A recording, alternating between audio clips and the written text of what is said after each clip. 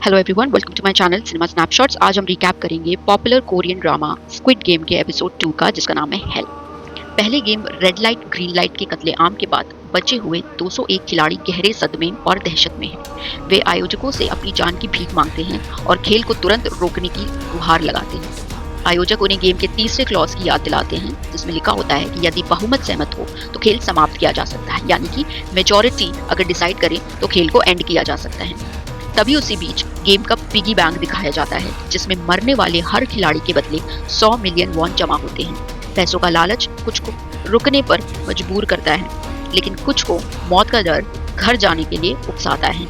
एक लोकतांत्रिक वोटिंग प्रक्रिया शुरू होती है, जहां पे खिलाड़ी को 0 या फिर X चुनना होता है। 0 वो लोग चुन सकते हैं जिन्हें खेल में रुकना है और वो पैसे जीतने हैं, और X वो लोग चुन सकते हैं जिन्हें खेल से बाहर जाना है। वोटिंग का स्कोर 100 पर आकर रुक जाता है, यानी कि ये टाई की सिचुएशन है, और आखिरी फैसला सबसे बुजुर्ग खिलाड़ी यानी खिलाड़ी नंबर 1 के हाथ में होता है। नंबर 1 X बटन दबाता है, जिससे खेल समाप्त हो जाता है और सभी को सुरक्षित उनके घर पर छोड़ दिया जाता है। एपिसोड का असली सार तब शुरू होता है जब खिलाड़ी अपनी सामान्य जिंदगी में वापस लौटते हैं। मुख्य पात्र गी हुन को पता चलता है कि उसकी माँ की डायबिटीज अब एक गंभीर रूप ले चुकी है और वह अस्पताल में भर्ती है।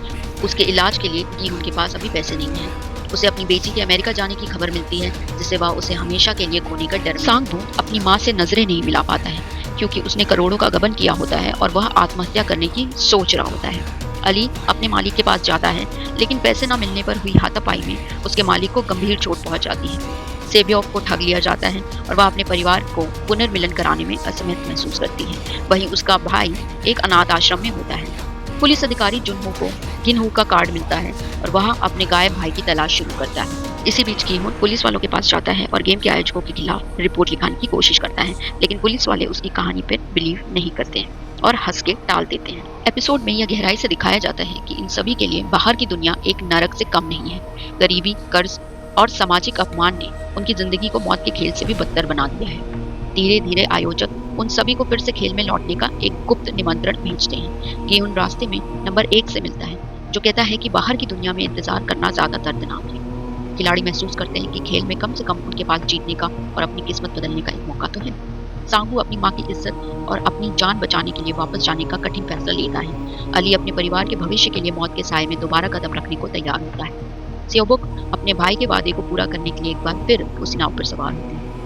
201 में से कुल 190 खिलाड़ी स्वेच्छा से उस खेल में वापस लौट आते हैं। यह एपिसोड फ्री विल या स्वतंत्र इच्छा की विडंबना को दर्शाता है।